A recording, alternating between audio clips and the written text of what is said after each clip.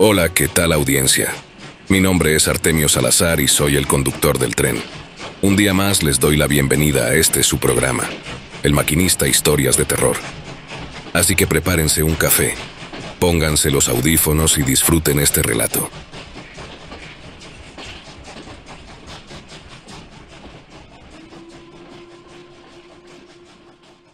La verdad, nunca imaginé que terminaría metido en algo tan raro como lo que me pasó trabajando con Jaime Maussan.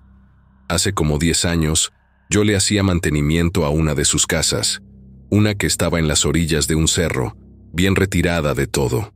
La chamba no era complicada, arreglar fugas, darle mantenimiento al drenaje, esas cosas, pero como se trataba de algo que realizaba 1 o 2 veces al año, cuando iba junto con el patrón, me quedaba allí desde 1 semana hasta 15 días. Maussan era amable, pero siempre andaba en lo suyo, con sus investigaciones de ovnis y cosas de extraterrestres. Yo pensaba que todo eso eran cuentos, la neta, pero cada quien con lo suyo, ¿no? Un día, mientras arreglaba un lavabo en el baño de la planta baja, noté que algo raro pasaba en la casa. Jaime subía a la azotea cada noche con una bandeja de comida, o al menos eso parecía, y lo hacía con mucho cuidado, como si no quisiera que nadie se diera cuenta. Al principio no le di mucha importancia. Pensé que tal vez estaba cuidando pájaros o algo así, pero, conforme pasaron los días, empecé a notar cosas más extrañas. Por ejemplo, una noche estaba terminando de limpiar unas herramientas cuando escuché pasos pesados encima de mí, justo en la azotea. Lo raro fue que esos pasos no sonaban como de una persona, eran lentos, como si algo pesado se moviera ahí arriba. Pensé que Jaime estaba revisando algo, pero al asomarme por una ventana para ver qué hacía, lo vi bajar rápido, con las manos vacías, como si hubiera dejado algo allá arriba.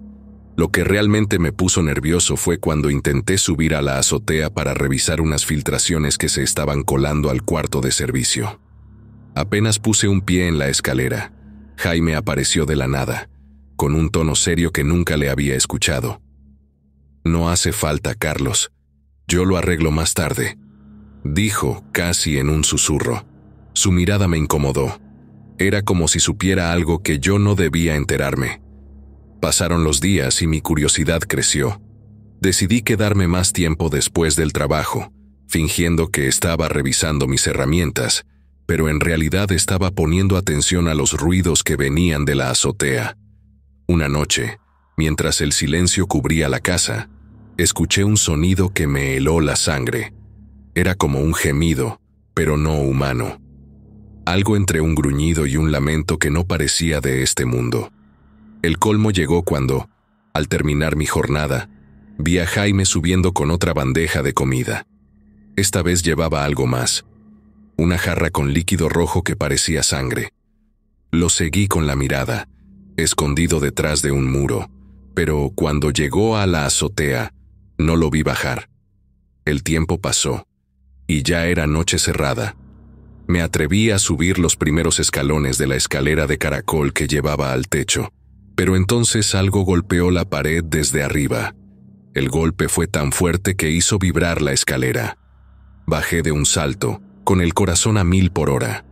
Corrí hacia la planta baja, y mientras me iba, escuché un sonido seco, como si algo pesado cayera en la azotea.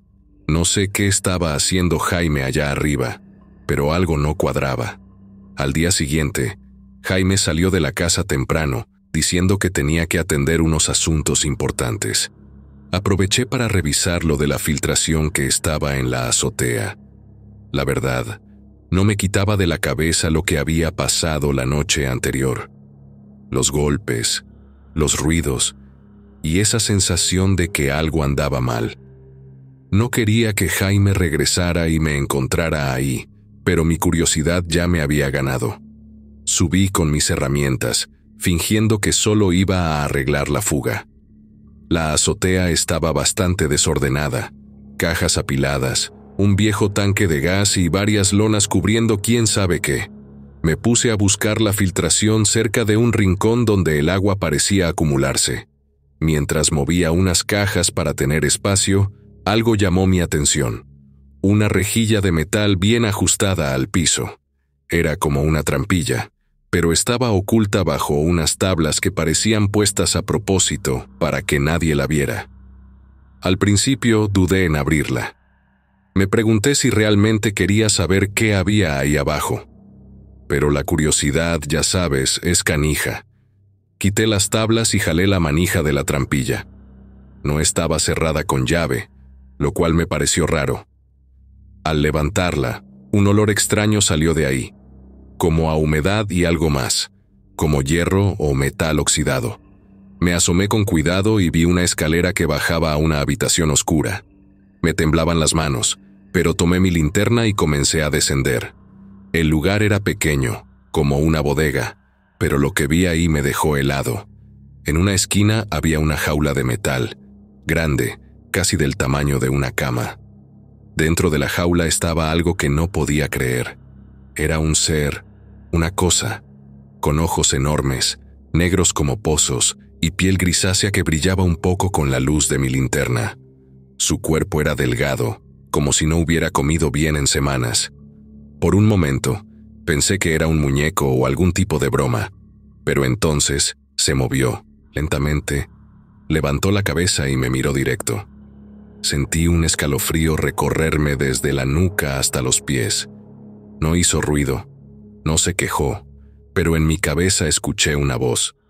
No era un susurro, ni algo hablado. Era como si las palabras entraran directo a mi mente. No tengas miedo. Solté la linterna del puro susto, y ésta rebotó en el suelo con un estruendo que rompió el silencio. Retrocedí un par de pasos, casi cayéndome, pero no podía quitarle los ojos de encima. El ser seguía ahí mirándome, como si supiera exactamente lo que estaba pensando. Me temblaban las piernas. El corazón me latía tan fuerte que sentía que se me iba a salir del pecho. Me quedé paralizado. En mi mente, las palabras siguieron. No estoy aquí para hacerte daño, ayúdame. Esa última frase me hizo reaccionar. No sabía si estaba loco o si de verdad estaba escuchando algo real. El ser alargó una mano hacia mí, pero no como para agarrarme, sino más bien como si estuviera pidiendo algo. Su brazo era delgado, casi esquelético, y sus dedos largos terminaban en puntas redondeadas. Lo que más me asustó fue que no parecía agresivo. Al contrario, había algo en su mirada que me hizo sentir más intranquilo, tristeza, como si estuviera sufriendo de alguna manera que no podía entender. No aguanté más. Subí las escaleras tan rápido como pude, cerré la trampilla de un golpe y me quedé ahí, sentado, tratando de recuperar el aliento. Mis manos seguían temblando, y por más que trataba de convencerme de que había imaginado todo, sabía que lo que vi era real. Cuando regresé a mi cuarto, no pude dormir. Esa cosa, ese ser, seguía en mi cabeza. Las palabras que escuché no me dejaban en paz. Ayúdame. ¿Ayudarle cómo? ¿Y a qué? ¿Por qué estaba ahí? Las preguntas no paraban de dar vueltas en mi mente, y lo peor era que sabía que, tarde o temprano, tendría que enfrentar lo que había descubierto. Esa noche, mientras intentaba conciliar el sueño, sentí algo extraño, como si no estuviera solo. Pero no era miedo lo que me invadía. Era una sensación rara, una especie de llamada en mi cabeza, como si alguien estuviera hablando sin usar palabras. Cerré los ojos, pero las imágenes comenzaron a aparecer. Un cielo morado lleno de estrellas, océanos que parecían encenderse con un brillo azul y estructuras enormes que flotaban como islas en el aire. Desperté sudando frío. Fue entonces cuando lo escuché otra vez, esa voz clara y directa que no salía de ningún lado. Necesito que regreses. Al principio, pensé que era mi imaginación, que todo era producto de mi mente después de haber visto a ese ser. Pero la voz insistía, y cada vez que trataba de ignorarla, las imágenes volvían con más fuerza. No pude más, y al amanecer subí de nuevo a la azotea. Abrí la trampilla con cuidado y bajé despacio, linterna en mano. Ahí estaba, en el mismo rincón, observándome con esos ojos negros que parecían atravesarme. Esta vez no esperé a que me hablara. Me acerqué un poco, aunque mis piernas seguían temblando. «¿Qué eres?», le solté sin pensarlo. No movió ni un músculo, pero de nuevo escuché esa voz en mi mente. «Soy un visitante. Mi mundo está lejos, más allá de lo que puedes imaginar». Le pregunté cómo había llegado ahí, y su respuesta fue como un torrente de pensamientos que se mezclaban con imágenes. Me mostró algo parecido a una nave, pero no como las que se ven en las películas. Era más como una esfera que cambiaba de color, rodeada de luces que vibraban. Me contó que llegó hace décadas buscando estudiar nuestro planeta, pero algo salió mal. «¿Por qué estás aquí? ¿Por qué encerrado?», insistí, tratando de no perder la calma. La voz respondió con un tono más grave, como si le doliera recordar. «Mi cuerpo no puede adaptarse al ambiente de tu mundo. Estoy enfermo. Aquí, en esta casa, encontré un lugar donde puedo sobrevivir, pero no por mucho tiempo más». Eso me dejó helado. ¿Sobrevivir? ¿Por qué Jaime no había dicho nada? El ser continuó, explicándome que no estaba prisionero. Jaime lo había encontrado cuando su nave se averió y decidió protegerlo, ocultándolo para evitar que el gobierno o alguien más lo usara como experimento. Lo que me impactó fue lo que dijo después. «Quiero regresar a mi hogar, pero necesito ayuda. Mi gente tiene una cura, pero no sé cómo comunicarme con ellos desde aquí». De nuevo, las imágenes llenaron mi mente. Vi su planeta, un lugar tan increíble que parecía salido de un sueño. Cielos morados, montañas flotantes y océanos que brillaban como si estuvieran llenos de estrellas. Podía sentir lo mucho que extrañaba ese lugar, lo desesperado que estaba por volver. «¿Y cómo se supone que te ayude?», pregunté, sintiendo que me metía en algo mucho más grande de lo que podía manejar. «Habla con Jaime, él sabe lo que tienes que hacer». En ese momento, sentí que todo mi cuerpo se tensaba. La voz en mi cabeza era clara, pero había algo en su tono que me inquietaba, como si no estuviera diciéndome toda la verdad. Sin embargo, no pude ignorar el peso de sus palabras. ¿Qué podía hacer yo, un simple trabajador, para ayudar a alguien que ni siquiera era de este mundo? Antes de irme, me atreví a preguntarle algo más. «¿Cómo es tu gente?». El ser no respondió de inmediato. Sus grandes ojos me miraron fijamente, y entonces lo sentí. Tristeza, nostalgia y algo más. Algo oscuro que no supe descifrar. Finalmente, la voz llegó de nuevo. «Somos como tú, pero diferentes. No todos somos pacíficos». Esa última frase me dejó helado. No entendí si era una advertencia o simplemente un comentario, pero algo en su tono me puso los pelos de punta. Cuando subí de vuelta a la azotea, cerré la trampilla como si eso pudiera contener lo que acababa de descubrir. Mi mente no paraba de dar vueltas. Jaime sabía de esto, lo había sabido siempre, y aún así, había decidido callarlo. ¿Por qué? ¿Por miedo? ¿O había algo más que no quería que yo supiera?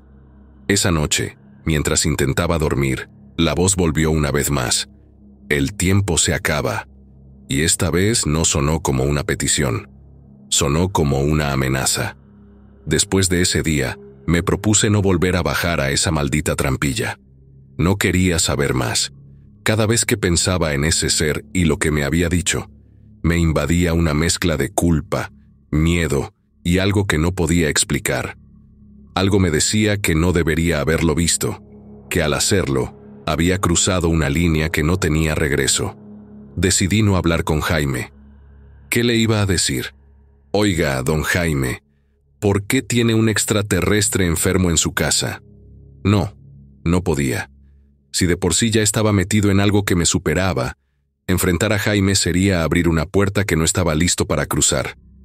Así que seguí trabajando como si nada, arreglando fugas, limpiando drenajes, evitando la azotea como si fuera terreno maldito. Pero las cosas no iban a ser tan fáciles. Las noches dejaron de ser tranquilas. No podía dormir bien. Apenas cerraba los ojos y lo sentía. Ese extraño ser metiéndose en mi mente, hablándome sin hablar. No eran palabras normales, eran imágenes, sensaciones, y cada vez eran más horribles. La primera vez que ocurrió fue una noche en la que me acosté después de un día pesado. Cerré los ojos, pero en lugar de quedarme dormido, mi mente se llenó de escenas que no eran mías. Vi ciudades en ruinas, edificios derrumbados, gente corriendo desesperada. Había fuego en todas partes, y el aire estaba tan sucio que la gente no podía respirar sin toser sangre. Desperté de golpe, con la respiración acelerada. Estaba empapado en sudor. «Es solo un mal sueño», me dije, tratando de calmarme. Pero no fue solo eso. Las imágenes eran tan claras que parecían recuerdos, pero no eran míos. Esa noche no volví a dormir. Al día siguiente intenté seguir con mi vida, pero cada vez que trataba de concentrarme en algo, las visiones regresaban. Me mostraban un mundo donde la humanidad estaba al borde de la extinción. Campos llenos de cadáveres, ríos envenenados, niños buscando comida entre montones de basura. Lo peor era que todo parecía tan real, como si estuviera viendo algo que ya había pasado o que estaba por pasar. Dejé de comer bien. Mi cabeza no podía despegarse de esas imágenes. Pensé en irme, dejar el trabajo, pero algo dentro de mí me decía que eso no iba a detenerlo. ¿Cómo huir de algo que vive dentro de tu cabeza? Una noche, mientras intentaba dormir otra vez, el ser habló. No fue solo un pensamiento, fue un grito en mi mente, una voz tan fuerte que me hizo saltar de la cama. «Tienes que ayudarme». Mi corazón latía como loco. Intenté ignorarlo, pero ahí estaba, cada vez más insistente. «Si no haces algo, todo lo que viste será realidad». No quería escucharlo. No quería tener nada que ver con él, pero entonces cambió la táctica. Las imágenes se volvieron aún más personales. Me mostró una escena en la que mi propia familia sufría. Mi mamá, vieja y enferma, llorando porque no tenía medicinas. Mis sobrinos, desnutridos, con los ojos hundidos de hambre. Fue demasiado. «Déjame en paz», grité, aunque estaba solo en mi cuarto. La voz se apagó por un momento, pero luego regresó, más suave, casi suplicante. «No lo hago por ti, lo hago por ellos, por tu gente». Ahí fue cuando empecé a dudar. ¿Y si lo que decía era cierto? ¿Y si realmente tenía razón y estaba viendo el futuro? Pero luego recordé lo que dijo la última vez que hablamos, que no todos los de su especie eran pacíficos. ¿Y si todo esto era un engaño? Decidí que no quería verlo ni escucharlo, pero eso no significaba que podía librarme de él. Las visiones seguían, cada vez más claras, más dolorosas. Una noche me mostró algo que me dejó helado. Un laboratorio gigante lleno de científicos, todos trabajando en lo que parecían armas biológicas. Había jaulas con animales infectados y tubos llenos de un líquido verde que parecía hervir. Lo peor fue cuando vi a gente, personas comunes y corrientes, encerradas en esas jaulas, gritando mientras se descomponían vivas. No pude más. Esa noche, vomité. Era demasiado para procesar. Me di cuenta de que ya no estaba viviendo mi vida. Estaba atrapado en una pesadilla que no terminaba, y no sabía cómo salir de ella. Lo peor llegó unos días después. Estaba en la casa de Jaime, intentando hacer mi trabajo como si nada, cuando escuché esa voz de nuevo, más clara que nunca. «Si no me ayudas, esto no será un sueño, será real». No pude evitarlo. Me solté llorando, ahí, en medio del trabajo. Jaime entró al cuarto y me vio.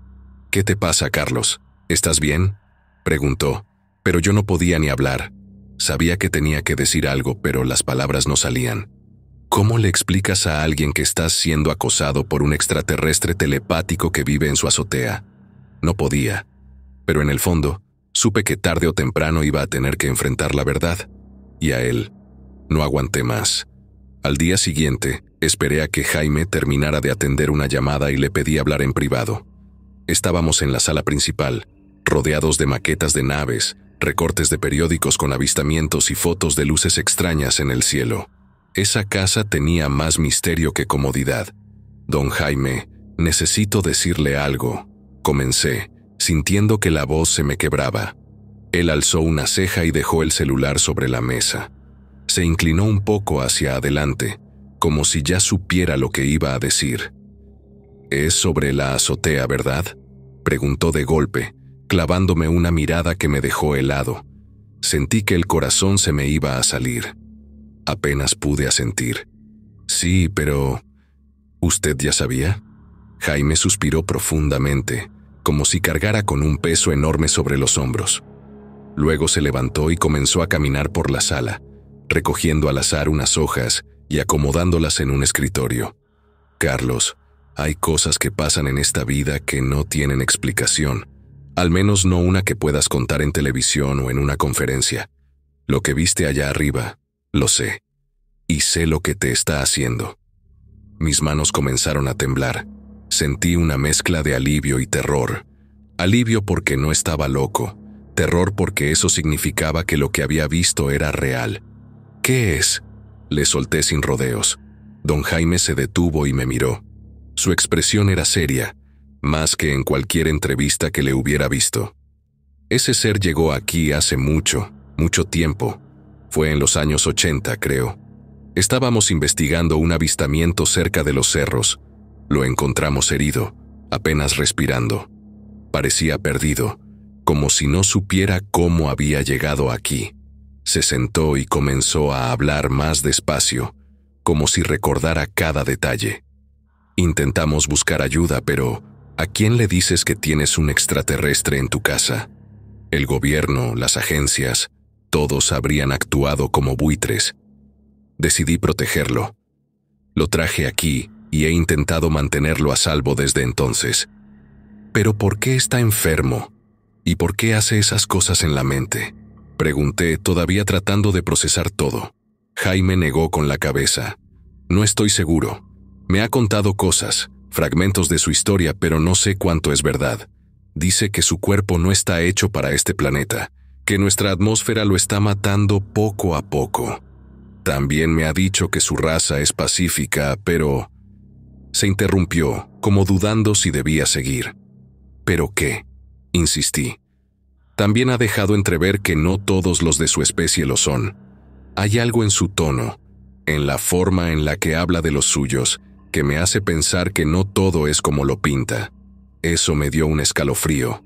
Todo en mí me decía que había algo oscuro detrás de esas visiones y de su forma de meterse en mi cabeza. «¿Y qué hago?», le pregunté, casi rogándole una solución. Jaime se levantó y fue a un cuarto al fondo de la casa.